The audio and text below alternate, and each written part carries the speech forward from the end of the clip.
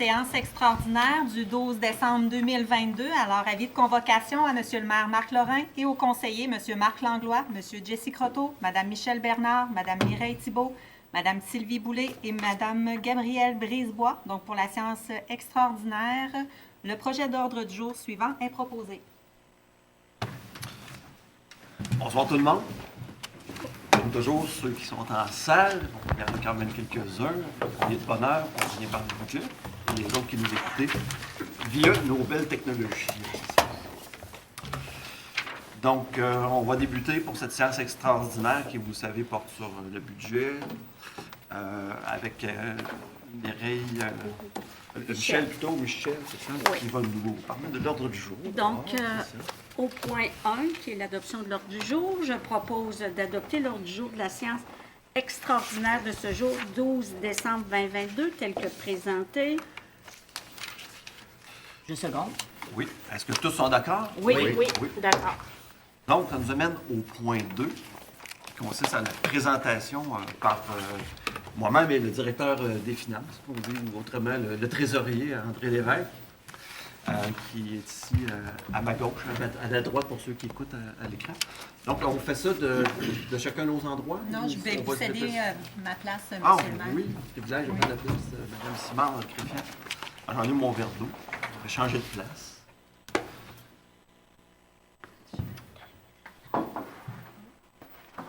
Donc, on a une formule cette année, comme l'année passée, renouvelée pour présenter le budget. Donc, d'entrée de jeu, avant de commencer avec la présentation qui apparaît à l'écran comme telle, pour vous dire que je suis quand même très fier de l'exercice budgétaire 2023, qui est un immense travail d'équipe avec tous les gens qui sont ici à l'avant et ceux qui ne sont pas ici ce soir. En fait, c'est évidemment le maire avec le directeur général Félix Michaud, son équipe de directeurs avec les conseils municipaux. On a mis quand même des centaines d'heures à préparer un budget comme ça. On commence au mois d'août. Il y a plusieurs rencontres qui ont lieu. À présent, vous le savez, on a innové l'année passée en ayant un comité des finances qui est composé de tous les élus.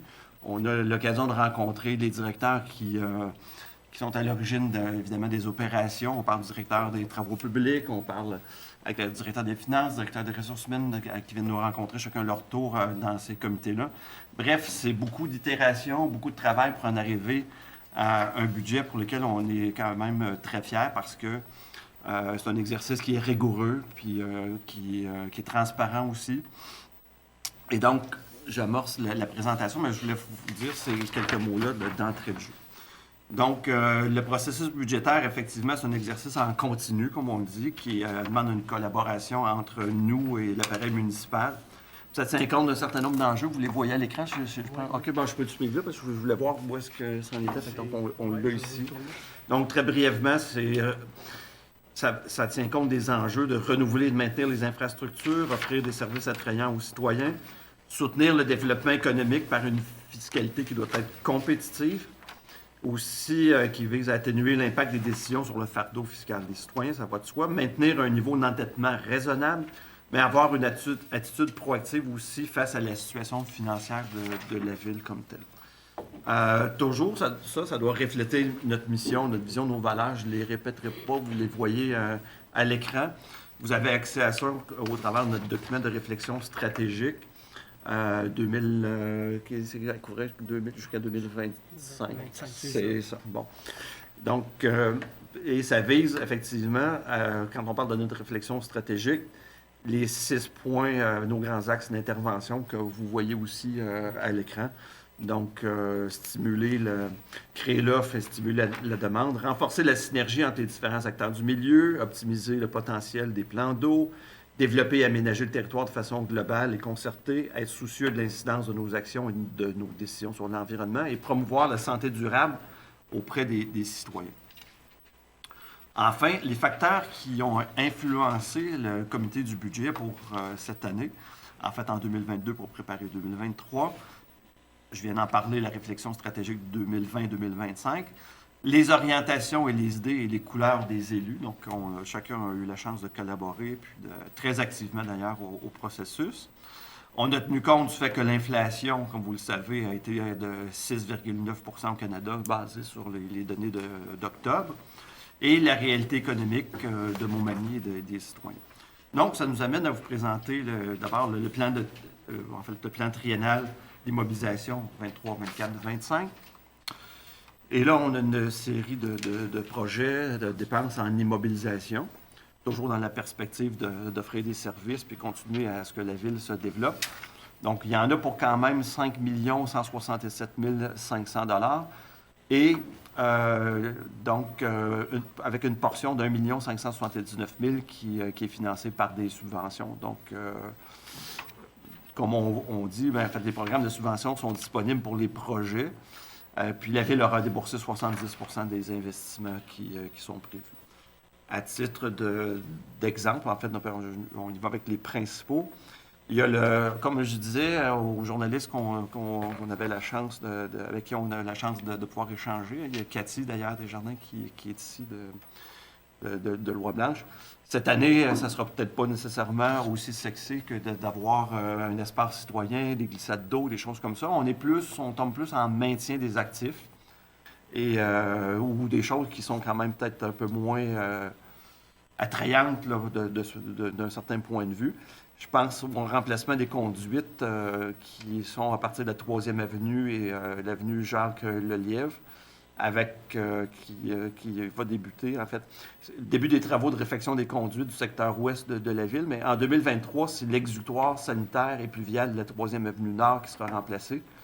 Mais ça va se poursuivre, ça en 2024. Donc, il y a quand même 1,2 million de coûts par rapport à ces travaux-là. Ensuite, on a l'amélioration, on en a déjà parlé, les médias ont déjà couvert ça, des équipements à l'aréna, dont le refroidisseur, dont vous avez suivi un peu les difficultés qu'on a eues avec ça, mais aussi le remplacement pour lequel on a trouvé, suite à un appel d'offres, quand même un prix quand même attrayant. Donc, on a un budget de 475 000 du côté de l'aréna. Aussi, en acquisition d'équipements d'entretien, pour le nettoyage du réseau routier et aussi pour favoriser la sécurité des usagers. Bon, on a 435 000 de prévus à cet item-là, dont un balai de rue et un véhicule outil pour un montant de 435 000. Par la suite, pour les citoyens directement, il y a, suite à une consultation qui a été faite, ça concerne le district de Mme Brisebois, qui est justement à ma droite, dans le contexte des développements domiciliaires qui ont lieu, le quartier de 2B, plus comment l'autre l'appelle, le domaine des écoles, pas le domaine, mais le développement des écoliers.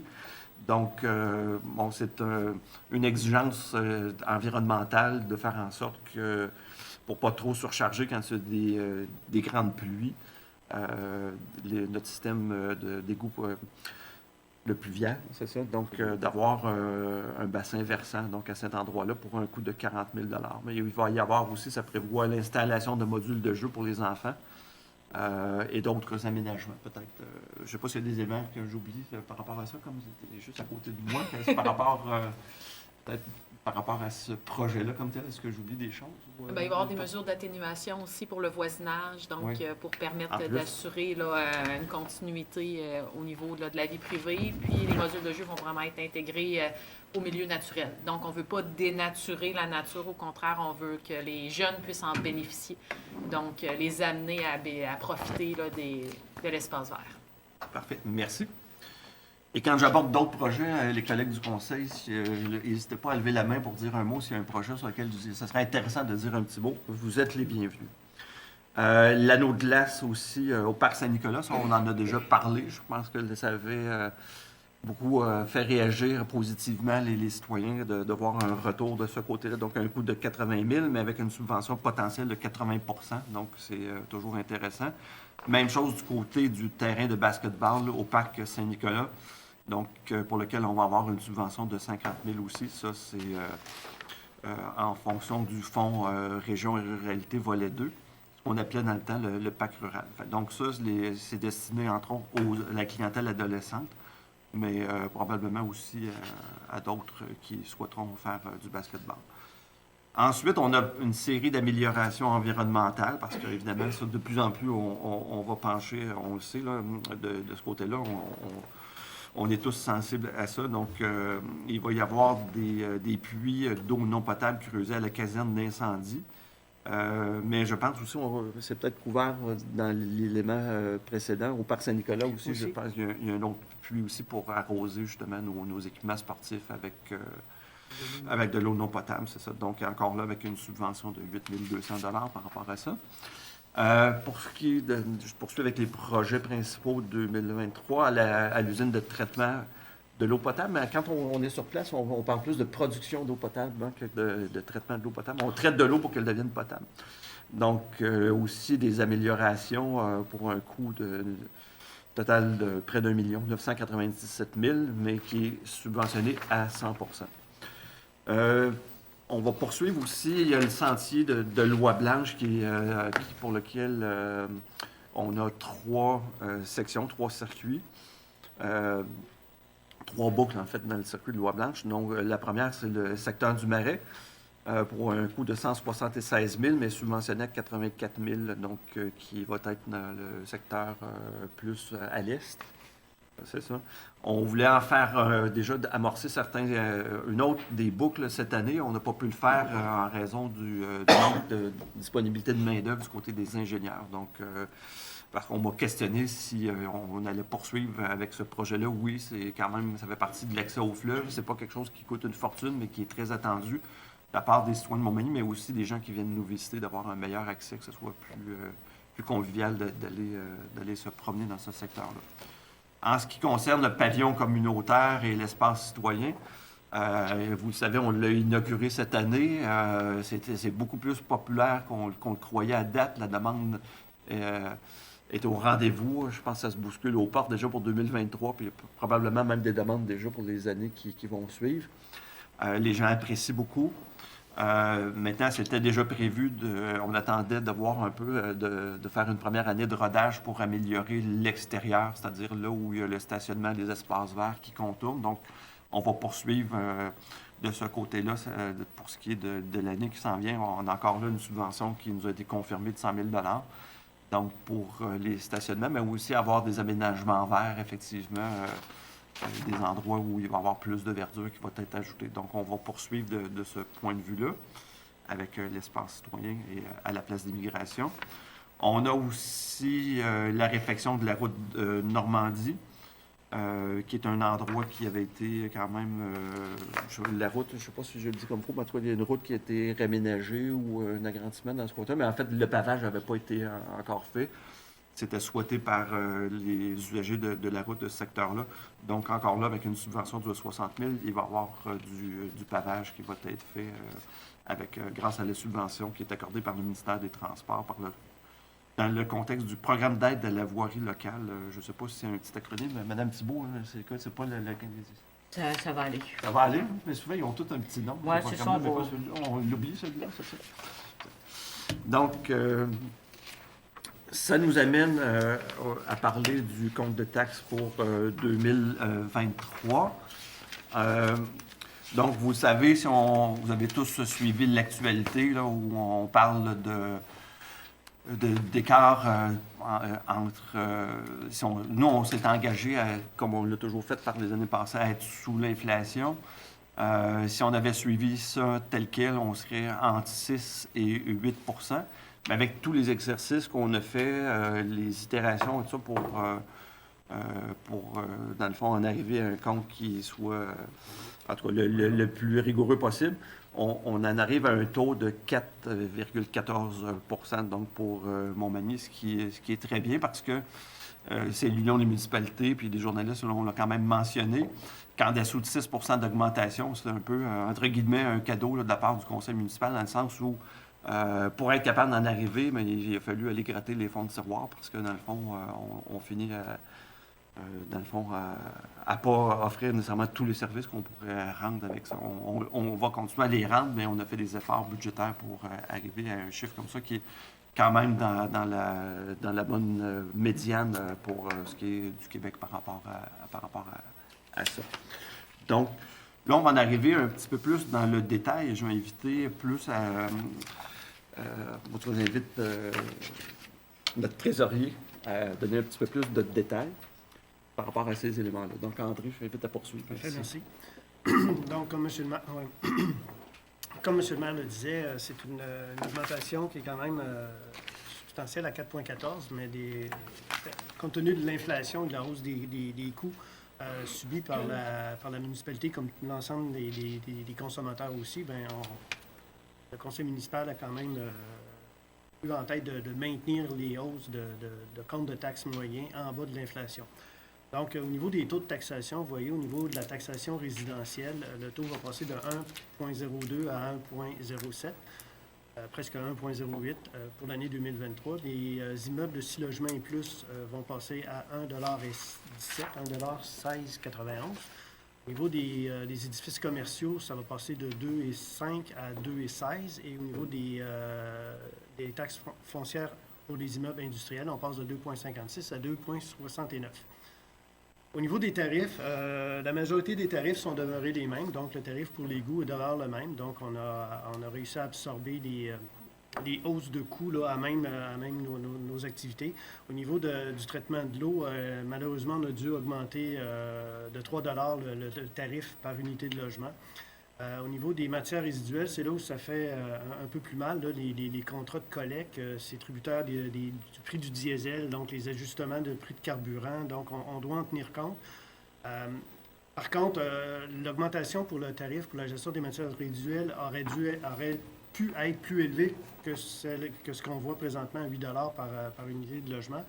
Parce que le conseil a décidé de puiser dans des réserves qu'on avait. On avait des réserves, des fonds réservés pour les mauvais jours, si on peut dire. Donc, le conseil est allé puiser dans ces réserves-là pour justement atténuer la hausse du tarif. Et finalement, le tarif pour la protection incendie demeure de même à 50 $. Si on y va de façon plus concrète, c'est-à-dire pour une résidence unifamiliale dont la valeur moyenne à Montmagny est de 192 380, vous voyez que pour 2022-2023, c'est la même valeur parce que l'année 2022 était une année où on déposait un rôle triennal, donc un rôle qui est en vigueur pour 3 ans. Donc, la maison moyenne demeure quand même à la même valeur, à 192 000. Donc, en tenant compte des variations de taux fonciers et de même que des différents tarifs, on arrive à une augmentation du compte de taxes de 115 $, soit 4,14 % comme M. le maire l'avait indiqué tout à l'heure. Donc, pour la maison moyenne, c'est une hausse de 115 $ pour le compte de taxes de 2023, comparé à celui de l'année en cours, l'année 2022. Et pour parodier mon collègue de Québec, si on avait été à 6 ça aurait été 167 $. Puis pour le vendre comme il le fait, il dit que c'est une économie qu'on amène de 52 $ aux citoyens, chacun, si on n'avait pas été à ce montant-là. Ouais. Donc, c'est un peu ça, là, dans le fond. Ce qu'il faut retenir là, au niveau de la taxation foncière, c'est le compte de taxes pour la résidence unifamiliale moyenne augmente de 4,14 $. C'est 115 $ pour une année. Donc, si on y va en détail maintenant au niveau des dépenses et des revenus, les recettes pour l'année 2023 vont s'élever à 25 877 000 comparativement à 23 771 000 en 2022. On va voir un peu plus loin là, c'est les principaux éléments de variation. Au niveau des charges, c'est-à-dire des dépenses d'opération et de fonctionnement, elles vont s'élever à 22 874 alors qu'elles étaient prévues à 21 388 pour le budget de l'année 2022. Et au niveau des affectations, ça va être 3 000 comparativement à 2 382 en 2022. Lorsqu'on parle d'affectation, essentiellement, c'est le remboursement en capital de la dette à long terme, de même que le financement de certaines activités à même nos réserves. Donc, je parlais tout à l'heure qu'on allait puiser dans des réserves pour financer des coûts supplémentaires qu'on avait au niveau de la gestion des matières résiduelles. Ça fait partie des affectations. Donc, c'est comme un revenu qui rentre de ce côté-là, mais ça provient de nos surplus. Donc, c'est pas 3 millions là, qu'on a en remboursement de la dette là, à long terme. Là, c'est plus 2,6 millions là, au niveau du remboursement de capital sur notre dette pour l'année 2023. Donc, on a une répartition quand même au niveau des revenus. Donc, vous voyez qu'encore une fois, c'est sûr que la principale source de financement pour une municipalité demeure encore une fois la taxe foncière. On n'en sort pas. C'est sûr que les unions municipales, on parle de l'UMQ, de la FQM, font beaucoup de pression pour pouvoir obtenir une diversification des sources de revenus pour les municipalités. Être moins dépendant de la taxation foncière. Donc, on verra que le prochain pacte fiscal avec le gouvernement devrait commencer à se négocier au cours de l'année 2023. Ouais. On verra avec vos collègues. On fait actuellement des représentations, effectivement. Il y a eu un communiqué qui est sorti les derniers jours de la part de l'Union des municipalités, effectivement, parce que le jeu de l'inflation fait en sorte que les coffres de l'État ont monté, mais nous, de notre côté, on n'a pas ces leviers-là. Donc, pour que le partage fiscal soit un peu plus équitable, donc on travaille dans ce sens-là. On va suivre le prochain budget qui va venir au printemps prochain en espérant que les municipalités vont être bien supportées de ce point de vue-là. Donc, on travaille dans ce sens-là. Donc, les principaux éléments là, qui ont fait gonfler ou augmenter les recettes à 25 millions, bien, c'est sûr qu'on parle de hausse des taux d'intérêt. Nous, on a la Ville de Montmagny a quand même des placements. On emprunte, mais on fait des placements aussi lorsqu'on a des liquidités. Donc, c'est sûr que la municipalité devrait, ou c'est sûr, va recevoir des intérêts supplémentaires à ce qui était prévu là, pour l'année 2022, justement en raison des hausses des taux d'intérêt. Donc, c'est sûr qu'on va voir tout à l'heure, ça coûte plus cher se financer, mais quand on place de l'argent, bien, ça rapporte plus. Donc, c'est un bon élément là, au niveau des intérêts. C'est un peu plus de 185 000 $ de plus que ce qui était prévu en 2022 là, en revenu d'intérêt. Au niveau des recettes de sources locales, bien, on en parlait tout à l'heure, on va avoir quand même 12 mois d'opération pour le pavillon. Là. On sait que le pavillon communautaire est loué aux gens de la population, donc c'est des recettes qui sont tirées du pavillon, mais là, on va l'avoir pour 12 mois plutôt que 6 mois.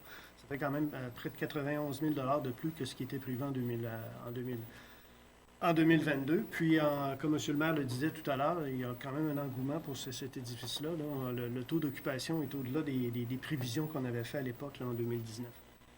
Et on a également des transferts gouvernementaux. Là, avec le pacte fiscal actuel avec le gouvernement du Québec, là, les municipalités obtiennent un pourcentage du taux de la taxe de vente du Québec. Donc, on a un 57 000 de plus que l'année 2022 là, de transfert du gouvernement prévu pour l'année 2023. Le fameux point de TVQ. Oui, c'est ça. C'est ça qu'on l'appelle affectueusement. C'est ça. Il n'est pas encore à un point, là, parce qu'il c'est Ouais. à la fin du pacte fiscal, on va finir avoir le fameux pourcentage. Là, mais on l'appelle comme ça. Progressif. Ouais. Donc, au niveau des dépenses, on en a pour 25 millions également. Donc, quand on dit 25 millions, c'est dépenses et affectations, là, on s'entend. Donc, l'interaction citoyenne et l'administration générale, on en a pour 3 247 000. Ça représente 12,7 % du budget total. Alors, on pourrait imaginer, dans le fond, la rondelle comme étant un dollar, un UR, puis c'est combien de cents sont affectés sur chaque dollar. Donc, au niveau de la sécurité publique, on parle de la protection incendie et de la couverture de la Sûreté du Québec. On en a pour 3 504 000, donc 13,5 %. Déneigement et entretien du réseau routier, c'est quand même un bon élément à 3 205 000. La gestion des immeubles et des équipements motorisés, on en a pour 1 245 000. La Ville comporte quand même plusieurs immeubles qu'il faut entretenir. C'est sûr qu'en bon propriétaire, il faut les entretenir. Gestion des matières résiduelles, on en parlait tout à l'heure, c'est quand même 7,3 % de notre budget à 1 892 000. Aqueduc, égout, traitement de l'eau, donc la production de l'eau potable et la captation des eaux usées, le traitement des eaux usées, c'est près de 9 % à 2 273 000 $. L'environnement et l'urbanisme à 750 000 $. Les loisirs, la culture, donc ça comprend aussi les bâtiments au niveau des loisirs, l'offre de services et aussi les partenariats qu'on a avec les Arts de la Seine, le Carrefour de l'Accordéon. Donc, on en a pour 3 873 000. C'est la rubrique qui permet justement que la ville ne soit pas plate et ennuyeuse. C'est l'effervescence de la ville. Contribution à divers organismes, on en a pour 6,6 % à 1 716 000. On parle du service de la dette, c'est-à-dire le versement en capital et intérêt pour 3 870 000, donc 14,9 de notre budget, et divers autres dépenses pour 308 000 Oui, on peut parler des facilités de paiement que vous connaissez. Je pense qu'il y a 30 des citoyens qui s'en prévalent à chaque année, avec une escompte qui était à 1,5 pour ceux qui payaient leurs taxes. Pas sur réception, mais en totalité, c'est ça d'un premier coup. Donc, il va passer à 2 comme je disais tantôt, c'est l'œuvre commune, là, ce budget-là. Chacun a eu la chance de poser des questions. Il y en a chacun avait sa spécialité. Mais la suggestion pour ce point-là, elle vient de ma collègue Sylvie Boulet, qui est là. Donc, bonne suggestion. Je pense que c'était, quand on peut le souligner, je pense que chacun va préciser des contributions de chacun là-dedans. Là.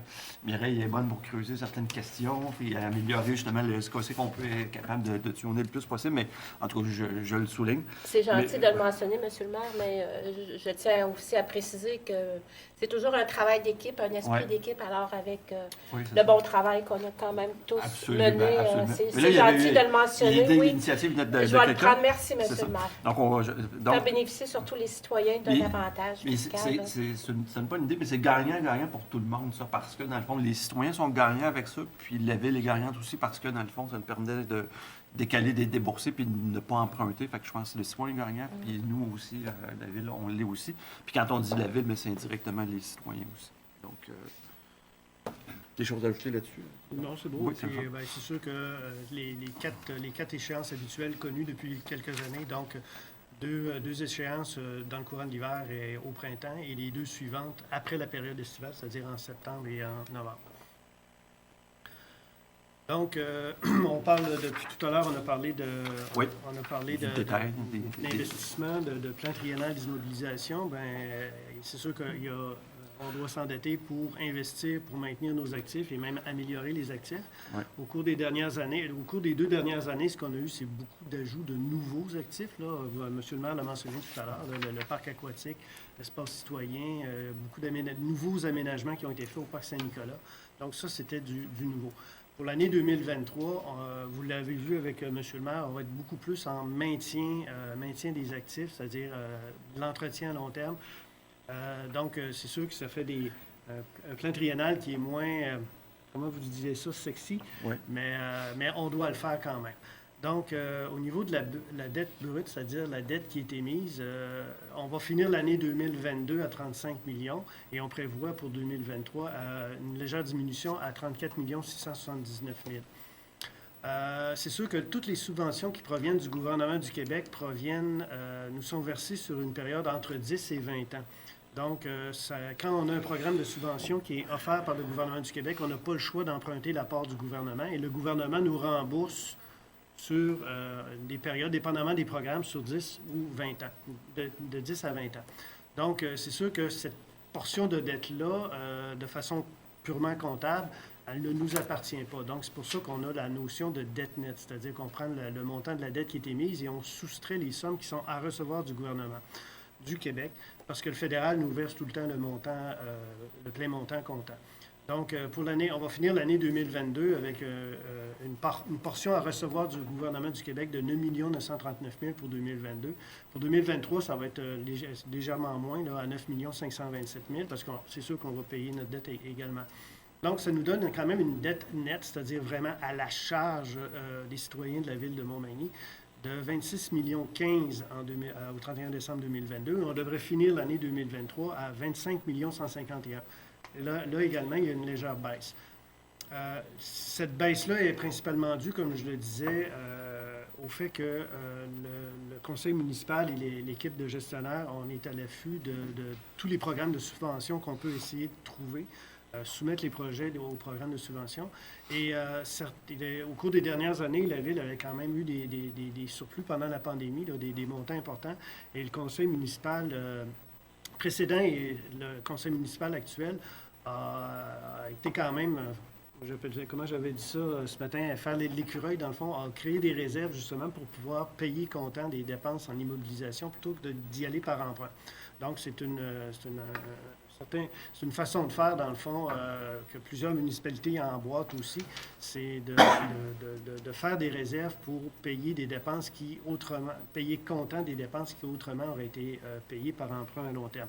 Lorsqu'on voit l'évolution des taux d'intérêt au cours des derniers mois, je pense que c'était, en tout cas personnellement, moi je pense que ça a été une bonne intuition de la part du conseil précédent et du conseil actuel. Donc, comme on le disait, au niveau du service de la dette, c'est le paiement capital et intérêt. Donc, la part du service de la dette, c'est-à-dire le poids du paiement de la dette, capital et intérêt par année, par rapport au budget global de la Ville est à 12,14 pour l'année 2022. Il sera aux alentours, légèrement en haut de 13 pour 2023, en raison justement des taux d'intérêt qui augmentent. Par contre, ce qu'il faut souligner, c'est que on a quand même des références. Le ministère des Affaires municipales et de l'Habitation publie annuellement, je pense qu'il vient tout juste de sortir pour l'année 2022, ce qu'on appelle le profil financier des municipalités du Québec, où on peut se comparer, dans le fond, aux autres municipalités. Et pour le groupe de municipalités dont Montmagny fait partie, c'est-à-dire les villes de 10 000 à 25 000 habitants, le service de la dette, le poids du service de la dette pour ces villes-là est environ de 15 %. Donc, on est vraiment... on se compare très bien, là, dans le fond, à ce niveau-là. Donc, c'est Montmagny est en bonne posture financièrement, puis avec l'orientation qui a été prise d'essayer de payer de plus de choses comptant, bien, ça va aller de mieux en mieux, là. Puis ça va être moins souffrant si les taux d'intérêt continuent à augmenter. Tu veux ajouter quelque chose?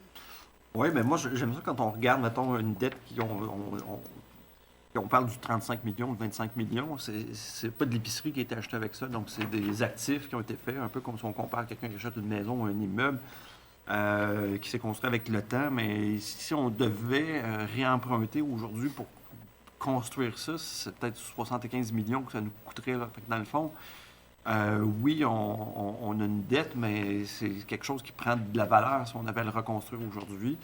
Puis on le voit, la part du gouvernement du Québec, mettons, sur le 35 millions, c'est 9,5 millions. Mais c'est de l'argent, c'est eux autres qui ont payé ça pour notre maison, mais qui nous vont nous le rembourser. Fait que dans le fond, c'est un montant qu'on a été capable d'aller chercher. Puis je le vois, moi, je suis sur le caucus des villes de centralité, puis il y en a qui, dans le fond, ils n'ont pas toujours profité des programmes qui passaient, puis aujourd'hui, ils sont obligés de faire des investissements, mais au lieu d'en coûter 2 millions, ils disent, hey, la facture, ça va être 10 millions. Les autres, on en a profité quand c'était le temps, donc je pense que c'est un avantage par rapport à ça. Puis, ce que j'aime dire aussi, c'est la ville, c'est un acteur économique du milieu, là, parce que ces dépenses-là, en grande partie, ça se dépense ici auprès de commerce d'ici, d'entrepreneurs d'ici. C'est des emplois aussi des gens de la ville. Ce sont des salaires, on fait vivre des familles. Donc, ça aura des retombées économiques importantes. Donc, ce sont des dépenses locales, des emplois. Donc, je voulais simplement faire cette parenthèse-là. C'est pas juste une dépense qu'on envoie à quelque part dans l'univers en dehors de Montmagny. Donc, oui. Oui. Oui. Pour ce qui est des autres projets, bien évidemment, on demeure ouvert à d'autres opportunités. On continue à travailler avec des développeurs, avec des gens qui veulent continuer d'investir à Montmagny. On travaille ça ensemble avec le directeur général, avec la Société de développement économique. Donc, on demeure ouvert, puis on est à l'affût aussi encore des programmes. Oui. Oui, je pense qu'il y avait... Des programmes d'aide. Oui, des programmes d'aide. Je ne sais pas comment ça, je m'appelle viré de base. C'est ça. Les programmes d'aide, ils vont se poursuivre. Donc, peut-être que vous les présenterez en plus. Donc, c'est sûr qu'il y a des programmes d'aide financière à l'investissement que la Ville accorde à certains propriétaires. Donc, le conseil municipal a décidé de reconduire pour une seconde année le programme de rénovation de bâtiments résidentiels construits avant 1971. Donc, quelqu'un qui se porte acquéreur d'un bâtiment plus âgé, qui veut apporter des améliorations à son bâtiment pour améliorer le bâtiment, il y a des aides financières qui sont offertes par la municipalité là-dessus. Il s'agit de contacter les gens du service de l'urbanisme pour en connaître un peu plus les tenants et aboutissants. Le conseil a également reconduit le programme de rénovation d'immeubles commerciaux au centre-ville. Donc, on a un budget limité, c'est-à-dire premier arrivé, premier servi de 60 000. Et on a également, le Conseil a également opté pour la reconduction des incitatifs à l'investissement dans les secteurs commerciaux et industriels. Donc, on parle de rénovation, agrandissement de bâtiments commerciaux ou industriels, ou même construction de nouveaux bâtiments dans les parcs industriels aussi. Il y a des congés de taxes foncières là, qui sont offerts selon certains paramètres. Oui. Puis, on avait un point sur programme. C'est ça. Les berges, évidemment, on suit de près ce dossier-là. On s'en fait parler régulièrement. On a travaillé à la réalisation de plans et devis par rapport à ça.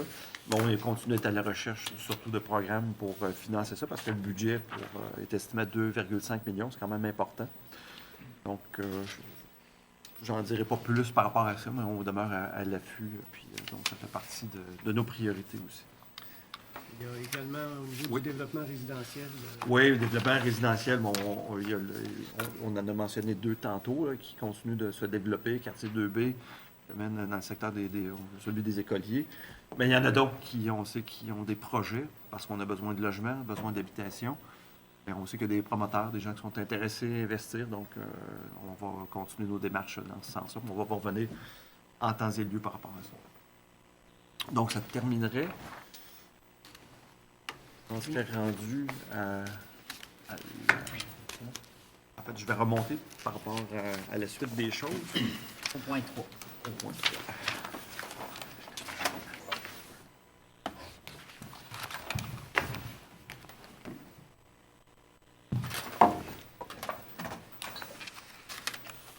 Donc, j'inviterai Marc Langlois, suite à cette présentation-là, à l'adoption des prévisions budgétaires. Donc, Alors, merci beaucoup, Monsieur le maire.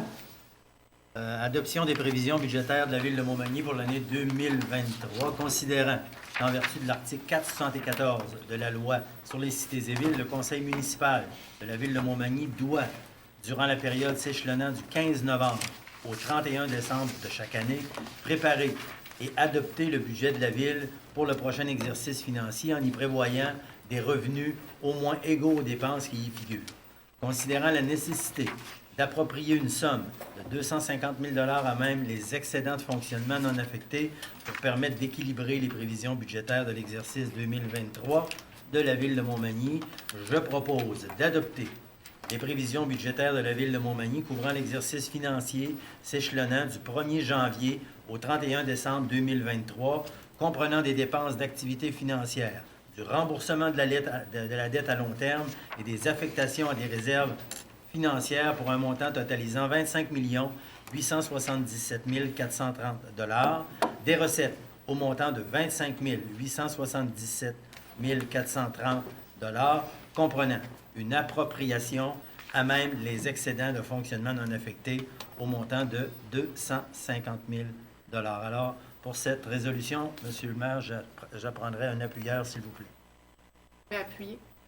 est-ce que tous sont d'accord? Oui. Oui. Monsieur le maire, un petit commentaire, si vous me le permettez. Oui, vous en avez parlé tout à l'heure durant votre présentation à quelques reprises, mais j'aimerais quand même compléter. J'aimerais quand même réitérer l'excellent travail qui a été fait par les membres du collègue là, pour leur implication constante et professionnelle dans l'analyse et la conception du budget 2023. Donc, c'est un exercice rigoureux, comme vous avez pu le constater, qui demande un suivi constant des revenus et des dépenses. Et le fait, et vous l'aviez dit aussi tout à l'heure, que tous les membres du conseil municipal font maintenant partie du comité des finances, bien ça a grandement contribué à maximiser la compréhension générale des finances de la Ville et à l'adoption de ses prévisions budgétaires 2023. Alors, c'est juste une petite félicitation à l'ensemble de mes collègues du conseil municipal. Bien, merci. Marc, Merci. c'est apprécié. Merci beaucoup. Monsieur le maire, et si vous me permettez, Oui. je compléterai de mon côté. Vous m'avez ouvert un petit peu la porte tout à l'heure. Est-ce que tu veux le faire après avoir présenté ton point? Non, c'est dans ce lien-là. Okay. Oui. J'aimerais notamment remercier M. Lévesque et toute son équipe. Je ne sais pas si on peut le voir un petit peu. Ah oui. Ainsi que toute l'administration pour tous les différents scénarios qui ont été préparés à notre demande et surtout pour l'exercice final de priorisation qui a été demandé et que nous avons approuvé en quelques jours, qui a été demandé et produit en quelques jours et toujours au bénéfice des citoyens. Alors, Monsieur l'évêque, j'aimerais vous remercier parce que je sais, Monsieur le maire a ouvert la porte en disant avec notre background et nos intérêts. Donc, c'est pour ça que c'est moi qui vous offre ces remerciements-là au nom de tout le conseil. Merci, Mme Thibault. Alors, on fait le pont avec le point 4 qui... L'adoption.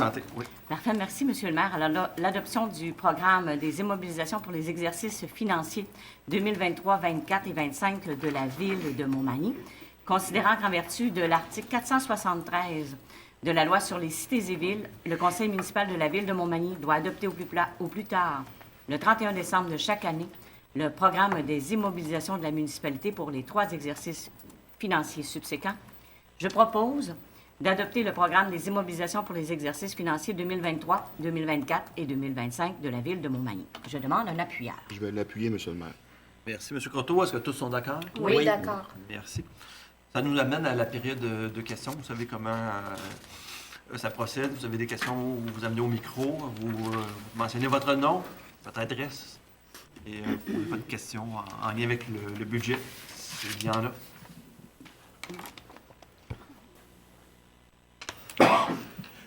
Oui, bonsoir. Bruno Nicole, 377 boulevard Taché-Ouest à Montmagny. J'aurais une question d'éclaircissement, si on veut, sur le budget que vous avez présenté, les prévisions budgétaires. C'était sur le 9 527 000 que l'apport du gouvernement. Oui. Vous avez bien dit que c'était des montants qui étaient octroyés, mais la Ville devait emprunter en attendant des toucher. Mais la charge des intérêts sont aux frais de la Ville ou le gouvernement rajoute à son montant initial les intérêts? D'après moi, c'est ajouté, mais je pense que André Lévesque peut confirmer ça. Oui, M. Nicole, j'espère qu'on m'entend bien. C'est sûr que Oui. le montant qui est indiqué, le fameux 9 millions, c'est le montant en capital. Par contre, lorsque on reçoit le paiement année après année, il nous rajoute les intérêts. On ne peut pas les comptabiliser d'avance, parce que, comme on disait, les taux fluctuent. Donc, c'est année après année qui nous verse les intérêts là, sur le montant qui reste. Ça répond à ma question. Merci. Est-ce qu'il y aurait d'autres questions? Peut-être juste répéter au micro pour être sûr qu'à la télévision, on entende la réponse. Oui. Peut-être juste mentionner, c'est vraiment capital et intérêt que le gouvernement rembourse. Oui, c'est ça. Effectivement, merci pour la précision. Donc, je vois qu'il n'y a pas d'autres questions, donc je procéderai à la levée de la séance. Donc, j'invite Jessica Croteau pour ça. Je vais demander la levée de l'Assemblée. C'est appuyé. Appuyé. C'est appuyé. Tous sont d'accord? Oui. D'accord. Merci. Merci.